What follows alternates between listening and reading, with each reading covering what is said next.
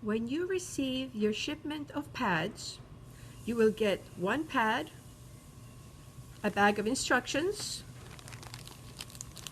and 4 connectors. 2 of them will be male, 2 will be female. Even though the pad already comes with connections, they probably will not fit the connections on the pump that you have unless you have a maxitherm pump.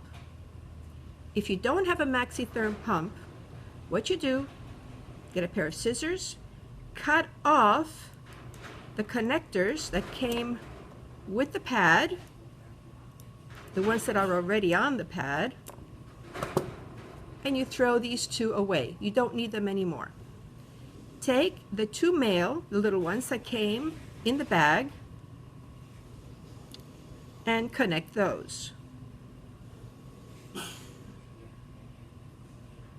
You do the same thing with the connectors on the pump.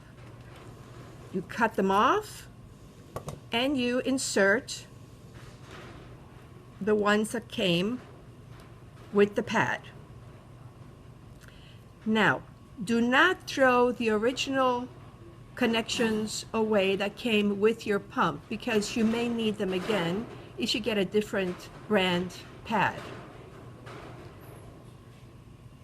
Now, the reason we say do not pull out the original connectors from the pad is because the hoses are already stretched. And if you slip those off and slip the new ones on, you're going to have leakage right in between the pad hose and the connector. Same thing goes for the pump hose.